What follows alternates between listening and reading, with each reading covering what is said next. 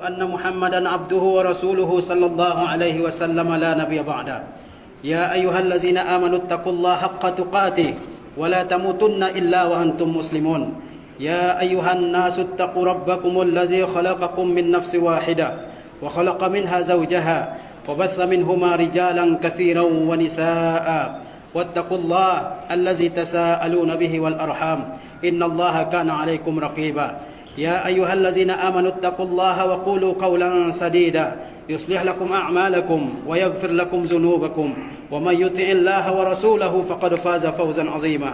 أما بعد فإن أصدق الحديث كتاب الله تعالى وخير الهدي هدي محمد صلى الله عليه وسلم وشر الأمور محدثاتها وكل محدثة بدعة وكل بدعة ضلالة وكل ضلالة في النار. أما بعد. Kaum muslimin, sidang jemaah Jumat yang dirahmati oleh Allah Tabaraka wa Ta'ala, segala puja dan puji syukur kita senantiasa kita aturkan kehadirat Allah Tabaraka wa Ta'ala Rabbul Alamin, yang senantiasa melimpahkan rahmatnya, nikmatnya dan karunia-Nya kepada kita semua. Di antaranya Allah Subhanahu wa Ta'ala memudahkan kita semua untuk menunaikan salah satu kewajiban kita sebagai seorang muslim, yaitu melaksanakan salat Jumat. Kemudian salawat berserta salam tidak bosan kita kirimkan untuk Nabi kita tercinta Muhammad sallallahu alaihi wasallam. Semoga setiap salawat dan salam yang kita kirimkan kepada Nabi kita Muhammad sallallahu alaihi wasallam berbuah pahala bagi kita semua. Kemudian saya wasiatkan kepada para hadirin sekalian untuk senantiasa meningkatkan ketakwaan diri kita kehadiran Allah Tabaraka wa Ta'ala dengan melaksanakan segenap yang Allah perintahkan kepada kita semua dan menjauhi segala yang dilarang oleh Allah Subhanahu wa Ta'ala. Tidaklah Allah Subhanahu wa Ta'ala memerintahkan sesuatu kepada kita melainkan terdapat berbagai macam kebaikan di balik perintah Allah tersebut, dan tidaklah Allah Subhanahu wa Ta'ala melarang kita melakukan sesuatu kecuali ada bahaya, ada mudarat dan kerugian di dalam larangan Allah tersebut jika kita kerjakan. Kaum muslimin yang dirahmati oleh Allah Subhanahu wa Ta'ala, hukukul ikhwati wal akhawat, yaitu hak-hak saudara-saudara laki-laki dan hak-hak saudara-saudara perempuan kita. Inilah yang akan saya sampaikan dalam kesempatan yang terbatas ini. Sesungguhnya keluarga merupakan suatu nikmat yang sangat luar biasa, nikmat yang besar yang wajib untuk disyukuri oleh setiap orang yang memiliki keluarga. Setiap orang yang diberikan nikmat oleh Allah Subhanahu wa Ta'ala, maka dia punya kewajiban untuk menunaikan hak-hak Allah Subhanahu wa Ta'ala di dalam nikmat yang telah Allah berikan kepada orang tersebut. Begitu juga dengan keluarga, dengan adanya saudara baik laki-laki maupun perempuan, itu merupakan suatu nikmat yang besar artinya dan nilainya dalam kehidupan kita selaku seorang muslim. Maka kita berkewajiban untuk mensyukuri nikmat Allah Subhanahu wa Ta'ala yang besar ini dengan menunaikan hak-hak saudara kita baik saudara laki-laki maupun perempuan. Banyak orang membicarakan tentang hak-hak seorang ibu, banyak orang-orang yang membicarakan tentang hak seorang bapa, banyak orang yang membicarakan hak seorang anak, baik anak laki-laki maupun perempuan. Tetapi jarang kita bahas, jarang kita bicarakan hak-hak saudara kita, saudara kandung kita maupun yang bukan saudara kandung dengan kita, saudara sebapak ataupun seibu dengan kita. Hal ini jarang kita bicarakan. Kaum muslimin yang dirahmati oleh Allah Subhanahu wa Ta'ala, mereka semua saudara-saudara kita ini tercakup dalam sebuah hadis yang diwasiatkan oleh Rasulullah sallallahu alaihi wasallam. Anil Miqdami Ibnu Abi Karibah anna Rasulullah sallallahu alaihi wasallam qala, dari sahabat yang mulia Al-Miqdam bin Abi Karibah, bahwa sesungguhnya Rasulullah sallallahu alaihi wasallam telah bersabda, innallaha yusikum bi ummahatikum thalatha, sesungguhnya Allah Subhanahu wa Ta'ala telah berwasiat kepada kalian untuk berbakti kepada ibu kalian sebanyak 3 kali. Wasiat tersebut Allah wasiatkan, innallaha yusikum bi abaikum, sesungguhnya Allah telah berwasiat kepada kalian agar kalian berbakti kepada bapak kalian. Innallaha yusikum bil aqrabi fal aqrab, sesungguhnya Allah juga telah berwasiat kepada kalian agar kalian berbuat baik kepada karib kerabat kalian. Semakin dekat tali kekerabatan seseorang dengan kita, maka dia lebih berhak untuk kita baiki. Kaum muslimin yang dirahmati oleh Allah Subhanahu wa Ta'ala, menunaikan hak-hak saudara laki-laki kita ataupun hak saudara perempuan kita termasuk ke dalam silatul arham, menjalin tali kekerabatan yang telah Allah perintahkan dan telah diperintahkan pula oleh Rasulullah sallallahu alaihi wasallam untuk menyambungnya, dan Allah Subhanahu wa Ta'ala telah haramkan untuk memutuskannya, hingga sampai Nabi sallallahu alaihi wasallam bersabda, la yadkhulul jannata qati', tidak akan masuk surga orang yang memutuskan tali kekerabatannya, memutuskan tali silaturahim secara umum, dan memutuskan tali persaudaraan dengan saudara kandung kita. atau saudara yang sebapak dan seibu dengan kita, itu termasuk di antara perbuatan yang hukumannya, siksaannya disegerakan oleh Allah Subhanahu wa taala di dunia sebelum siksaan yang menanti orang tersebut di akhirat kelak. Rasulullah sallallahu alaihi wasallam bersabda, "Ma min zambin ajdaru an yu'ajjilallahu li sahibihi al-uqubata fid dunya ma'a ma yaddakhiru lahu fil akhirati minal baghi wa qati'atir rahim." Tidak ada satu pun dosa yang lebih pantas untuk Allah segerakan hukuman atas dosa tersebut dalam kehidupan di dunia ini, beserta dengan hukuman yang Allah sediakan bagi orang tersebut di akhirat kelak, kecuali dosa al-baghi, yaitu perbuatan zalim, perbuatan melampaui batas, kemudian perbuatan memutuskan tali kekerabatan, memutuskan tali silaturahim. Kaum muslimin yang dirahmati oleh Allah Subhanahu wa taala, lihatlah Yusuf alaihi salam, seorang nabi yang mulia. Begitu banyak perbuatan-perbuatan buruk yang dilakukan oleh saudara-saudaranya kepadanya. Bahkan mereka sampai memasukkan Yusuf alaihissalam ke dalam sumur yang gelap. Kemudian Yusuf dijual di negeri Mesir, dan berbagai macam ujian silih berganti mendatangi Yusuf alaihissalam. Tapi akhirnya Allah Subhanahu wa taala meninggikan kedudukannya, dan saudara-saudaranya yang dulu menyakitinya, mereka datang ke negeri Mesir. Dan saat itu Yusuf alaihissalam, dia tidak berniat untuk membalaskan dendamnya kepada saudara-saudaranya, bahkan dia tidak punya dendam sama sekali. Apa kata Allah Subhanahu wa taala menggambarkan tentang kemuliaan akhlaknya Yusuf alaihissalam? Kata Yusuf kepada saudara-saudaranya, "La tasriba alaikumul yaum, yaghfirullahu lakum wa huwa arhamur rahimin." Tidak ada celaan bagi kalian pada hari ini. Semoga Allah Subhanahu wa taala mengampuni dosa-dosa kalian, dan Allah adalah Rabb yang Maha mengasihi. Sesungguhnya telah disebutkan di dalam Al-Quran sebuah kisah yang sangat menakjubkan tentang bagaimana ikatan kebaikan antara seorang saudara perempuan dengan saudara laki-laki, antara seorang saudara laki-laki dengan saudara laki-lakinya yang lain, yaitu dalam kisah keluarga Nabi Musa alaihissalam, di mana kakaknya Nabi Musa alaihissalam yang perempuan, dia berusaha untuk menyelamatkan saudaranya Musa alaihissalam tatkala ibunya Nabi Musa menghanyutkan Musa di sungai Nil yang deras arusnya. Kemudian Nabi Musa ini dibawa oleh arus yang deras menuju istana Fir'aun, dan saudara perempuannya Nabi Musa, dia ikuti kemana arah kotak tersebut berjalan. Kemudian dia menemui orang-orang yang menyelamatkan Nabi Musa dari sungai tersebut. Apa katanya?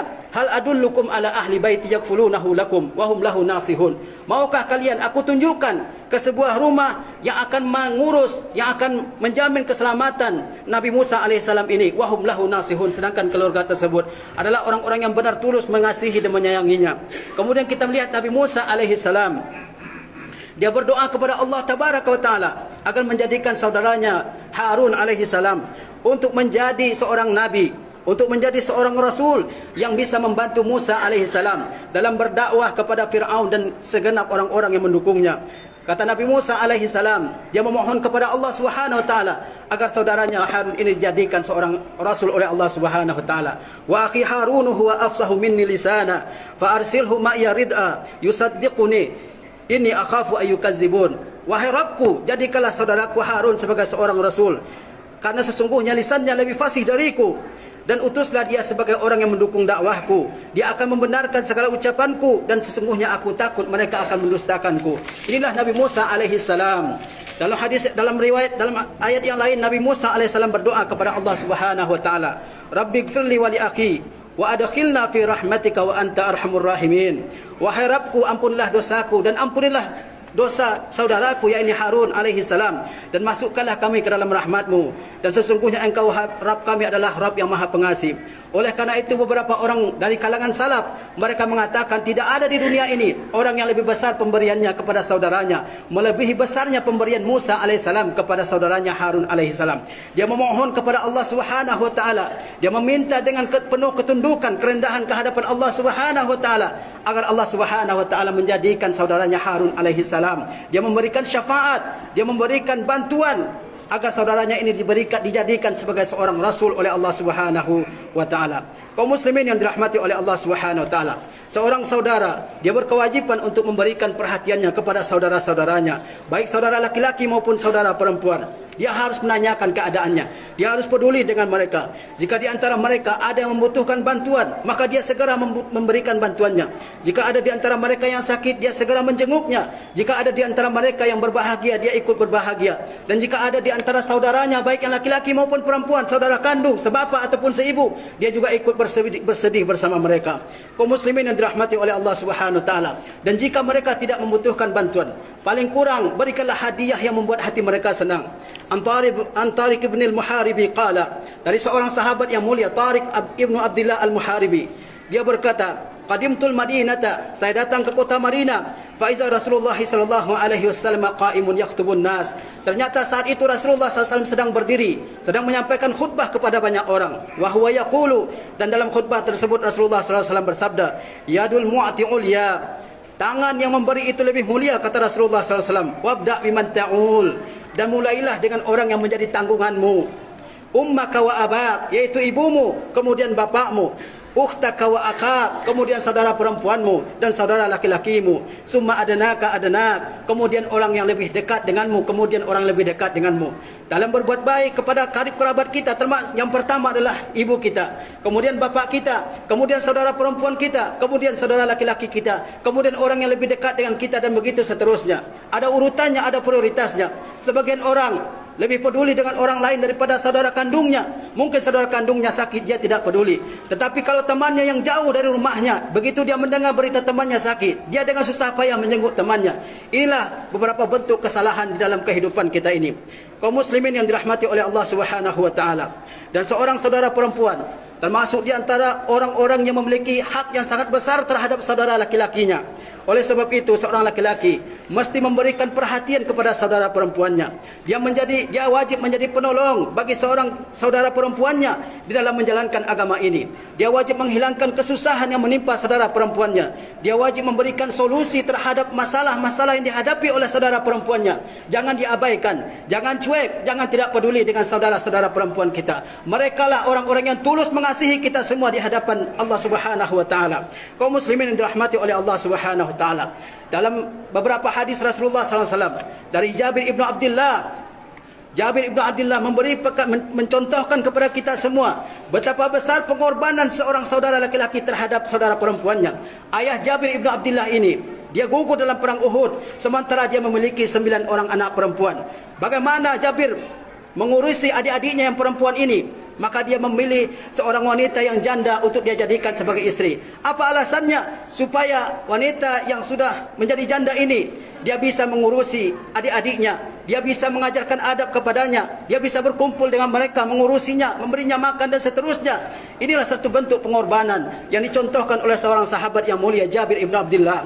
Suatu ketika Rasulullah SAW bertemu dengan Jabir. Lalu Rasulullah SAW bertanya, "Tazawwajta? Apakah kamu telah menikah wahai Jabir?" Qultu na'am. Jabir menjawab, "Iya wahai Rasulullah SAW." Qala bikran am sayyiban? Rasulullah bertanya kembali, "Apakah engkau menikah dengan seorang yang perawan, dengan seorang gadis yang perawan, atau dengan seorang wanita yang sudah menjadi janda?" Qultu bal sayyiban. Jabir menjawab, "Tetapi aku menikahi seorang janda wahai Rasulullah." "Afala jariyatun tula'ibuha wa tula'ibuka?" Kenapa engkau tidak menikah dengan seorang gadis perempuan yang engkau bisa bermain dengannya dan dia juga bisa bermain dengan engkau? Qultu inna li akhawat. Jabir menjawab, "Sesungguhnya aku ini wahai Rasulullah, aku memiliki saudara-saudara perempuan. Fa ahbabtu an atazawwaja imra'atan tajma'uhunna wa tamshutuhunna wa taqumu 'alaihinna." Aku ini memiliki saudara-saudara perempuan yang banyak, 9 orang. Maka aku menikahi seorang perempuan yang sudah janda. Tajma'uhunna, yang akan berkumpul dengan saudara-saudara perempuanku yang kecil-kecil. Wa tamshutuhunna, yang akan menyisir rambutnya. Wa taqumu 'alaihinna, dan akan mengurusnya. Lihatlah betapa besar pengorbanannya Jabir ibn Abdullah untuk saudara-saudara perempuannya yang kecil. Apakah ada di zaman kita yang seperti itu? Ini yang perlu menjadi teladan bagi kita semua. Sesungguhnya Rasulullah SAW telah menjanjikan pahala yang luar biasa besar, bahkan surga, bagi orang-orang yang mengurusi anak-anak perempuannya, dan bagi orang-orang yang mengurusi saudara-saudara perempuannya yang mereka tidak punya lagi tempat bersandar, yang mereka tidak memiliki lagi orang tua untuk mengurusi mereka. Dari Aisyah radhiyallahu taala anha qalat, dari Aisyah, semoga Allah Subhanahu wa taala meridainya, ia berkata, qala Rasulullah sallallahu alaihi wasallam, Rasulullah sallallahu alaihi wasallam bersabda, "Laisa ahadun min ummati," tidak ada seorang pun dari umatku ini, kata Rasulullah sallallahu alaihi wasallam, "yang ulu thalatha banatin aw thalatha akhwat," yang mengurusi 3 orang anak perempuan atau 3 orang saudara perempuan, fayuhsinu ilaihinna, lalu ia berbuat baik kepada anak-anak perempuannya atau kepada saudara-saudara perempuannya tersebut, illa kunna lahu sitra minan nar, kecuali anak-anak perempuan tersebut atau saudara-saudara perempuan tersebut akan menjadi pelindung bagi dirinya, bagi orang yang mengurusi anak-anak tersebut, dari api neraka. Dalam hadis yang lain Rasulullah SAW bersabda, "Man 'ala ibnataini aw thalatha banat aw ukhtaini aw thalatha akhawat." Barang siapa yang menanggung nafkah 2 orang anak perempuan, atau 2 orang saudara perempuan, atau 3 orang anak perempuan, atau 3 orang saudara perempuan, hatta yamutna, hingga mereka semua meninggal dunia, aw yamutu anhunna, atau laki-laki yang mengurusi tersebut yang meninggal dunia. Kata Rasulullah SAW, "Kuntu ana wa huwa kahatain," wa asyara bis sababati wal wusta. Bagaimana dekatnya orang yang mengurusi anak perempuannya atau saudara-saudara perempuannya. Di surga, kata Rasulullah SAW, jarak orang tersebut dengan Rasulullah adalah seperti jari tunjuk dengan jari tengah ini. Dengan jari tengah ini. Demikian ganjaran yang luar biasa bagi orang yang mau mengorbankan dirinya untuk mengurusi anak-anak perempuannya atau mengurusi saudara-saudara perempuannya yang masih kecil-kecil. Kaum muslimin yang dirahmati oleh Allah Subhanahu wa taala. Di antara pintu kebaikan yang paling agung kepada saudara-saudara perempuan kita adalah menjaga hak-hak mereka di dalam harta warisan. Sebagaimana yang diperintahkan oleh Allah Tabaraka wa Ta'ala dan oleh Rasulullah sallallahu alaihi wasallam. Di antara manusia banyak orang-orang yang tidak bertakwa kepada Allah Subhanahu wa Ta'ala di dalam memberikan warisan kepada para wanita, baik itu istri ataupun anak perempuannya ataupun saudara-saudara perempuannya. Dia tidak memberikan hak-hak mereka, bahkan dia melakukan kezaliman terhadap wanita-wanita tersebut, dan ini merupakan suatu kezaliman yang sangat besar. Di antara bentuk kezaliman seorang saudara kepada saudara-saudara perempuannya adalah dia menghalang-halangi saudara perempuannya ini untuk menikah dengan laki-laki yang saleh, yang baik agamanya dan akhlaknya. Atau ada seorang laki-laki, seorang saudara laki-laki yang berusaha untuk merusak rumah tangga saudara perempuannya. Dia tidak suka dengan iparnya, dengan laki-laki yang menjadi suami adiknya atau kakaknya, lalu dia berusaha untuk memisahkan mereka. Ini adalah suatu bentuk kezaliman yang harus dijauhi oleh seorang muslim.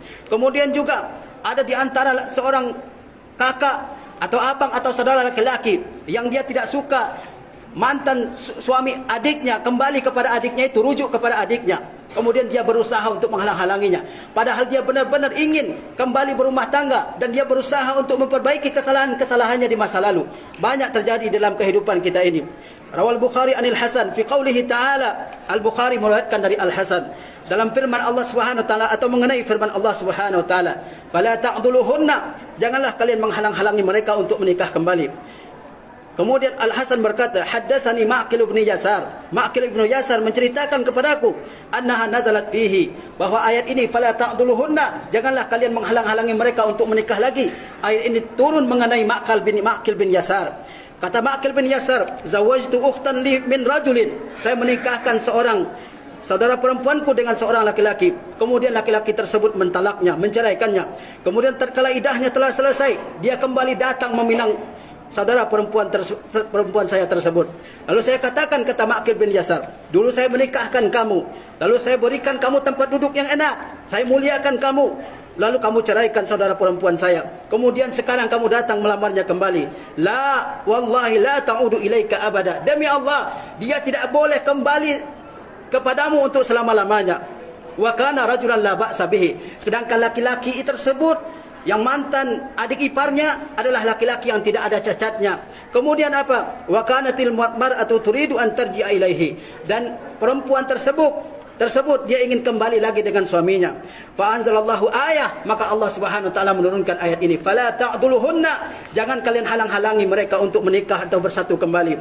Kemudian saya katakan kepada Rasulullah SAW, kata Ma'qil bin Yasar, "Al-ana af'alu ya Rasulullah." Sekarang saya akan laksanakan perintah yang terdapat dalam ayat ini, wahai Rasulullah. Fazawwajaha iyyahu, lalu dia menikahkan kembali saudara perempuannya dengan laki-laki tersebut. Kaum muslimin yang dirahmati oleh Allah Subhanahu wa taala, sesungguhnya di antara musibah yang besar, dosa besar yang menimpa banyak kaum muslimin hari ini dan dilakukan oleh banyak kaum muslimin adalah qati'atur rahim, memutuskan tali kekerabatan dengan bapaknya, dengan ibunya, dengan saudara laki-lakinya, dengan saudara perempuannya. Ini merupakan suatu dosa besar yang harus kita jauhi dalam kehidupan kita ini. Bagaimana kita bertemu dengan Allah Subhanahu wa taala nanti di akhirat sementara kita melakukan satu larangan di antara larangan-larangan Allah yang besar? Apa jawaban kita? Apa uzur kita? Apa alasan kita di hadapan Allah Tabaraka wa taala? Tatkala Allah Subhanahu wa taala menanyakan kepada kita, "Limaza qata'ta rahimaka?" Kenapa kamu putuskan tali kekerabatanmu? Kaum muslimin yang dirahmati oleh Allah Subhanahu wa taala, kita sebagai saudara yang besar, maka hendaklah kita menjadi orang yang besar dari segi pikiran kita, dari segi agama kita. Dan kita yang merupakan saudara yang lebih kecil umurnya, lebih muda umurnya, maka hendaklah kita menjadi saudara-saudara yang senantiasa menghormati kakak kita, abang kita, saudara kita. Jangan diremehkan, jangan diabaikan, dituruti nasihatnya, didengarkan segala perintahnya. Kaum muslimin yang dirahmati oleh Allah Subhanahu wa taala, jauhi segala bentuk yang membuat kita saling dengki, saling benci, saling tidak bertegur sapa dengan saudara-saudara kita. Jika kita dengan saudara kandung kita atau saudara sebapak dan seibu saja tidak bisa berbuat baik, tidak bisa saling bertegur sapa, tidak bisa saling berdamai, apalagi dengan orang lain. Makanya kita senantiasa menjaga hak-hak saudara kandung kita atau saudara sebapak, seibu dengan kita. Dalam sebuah hadis Rasulullah SAW bersabda, la tabaghadu, janganlah kalian saling benci, wala tahasadu, janganlah kalian saling hasad, wala tadabaru, jangan kalian saling membelakangi satu dengan yang lain. Bertemu di jalan padahal saudara kandungnya, dia tidak mau menyapanya, saling menjauhi. Kemudian kata Rasulullah SAW, wa kunu ibadallahi ikhwana, jadilah kalian sebagai hamba-hamba Allah yang bersaudara. Wala yahilu li muslimin an yahjura akhahu fawqa thalas, tidak boleh bagi seorang muslim untuk menghajar, untuk memboikot, untuk tidak bertegur sapa dengan saudaranya lebih dari 3 hari. Kemudian dalam hadis yang lain Rasulullah SAW bersabda, kata beliau, man hajara akhahu sanatan fahuwa kasafki damihi, barang siapa yang memboikot, tidak mau bertegur sapa, tidak mau kenal dengan saudara kandungnya atau dengan saudara seagamanya selama 3 hari, selama setahun, maka dia sama dengan menumpahkan saudara tersebut. Artinya orang yang tidak bertegur sapa dengan saudara kandungnya lebih dari 3 hari, sebulan, setahun, bahkan berkerat rotan kata orang Minang, tidak mau kenal sama sekali dengan saudaranya, biarkan dia dengan segala urusannya, ini sama dosanya dengan menumpahkan darah saudara kita tersebut. Luar biasa dosanya. Maka semua, marilah kita pererat ikatan persaudaraan kita dengan saudara-saudara kita, seibu, sebapak atau seibu. Ikatkan tali persaudaraan tersebut dengan ikatan yang kuat. Jangan dicerai-beraikan kita oleh orang-orang yang ingin merusak kehidupan kita dalam kehidupan kita ini. Kemudian marilah kita bertaubat kepada Allah Subhanahu wa taala. Lapangkan dada kita untuk menerima kesalahan dari orang lain, karena tidak ada satupun orang di dunia ini kecuali melakukan kesalahan, sebagaimana kita juga melakukan kesalahan terhadap orang lain. Kenapa orang lain tidak boleh bersalah di hadapan kita, sementara kita juga sering melakukan kesalahan kepada orang lain? Lapangkan dada kita untuk memulai meminta maaf kepada saudara kita meskipun dia lebih kecil dari kita. Allah Subhanahu wa taala berfirman, wal ya'fu wal yasfahu, hendaklah kalian semua melapangkan dada kalian, hendaklah kalian semua memaafkan orang-orang lain. Ala tuhibbuna an yaghfirallahu lakum, tidakkah kalian suka jika Allah Subhanahu wa taala mengampuni dosa kalian? Dalam sebuah hadis Rasulullah SAW bersabda, ma tawadha'a ahadun ila Allah illa rafa'ahu Allah, tidak ada seorang pun yang tawadu kepada Allah Subhanahu wa taala, demi Allah Subhanahu wa taala, kecuali Allah akan tinggikan derajat orang tersebut. Wa ma zadallahu bi'afwin illa izza, dan tidaklah seseorang memaafkan orang lain kecuali Allah Subhanahu wa taala akan tambah kemuliaan dan keagungan orang tersebut. Barakallahu li wa lakum fil Qur'anil azim wa nafa'ani wa iyyakum bima fihi minal ayati wa zikril hakim wa taqabbala minni wa minkum tilawatahu innahu huwas samiul alim.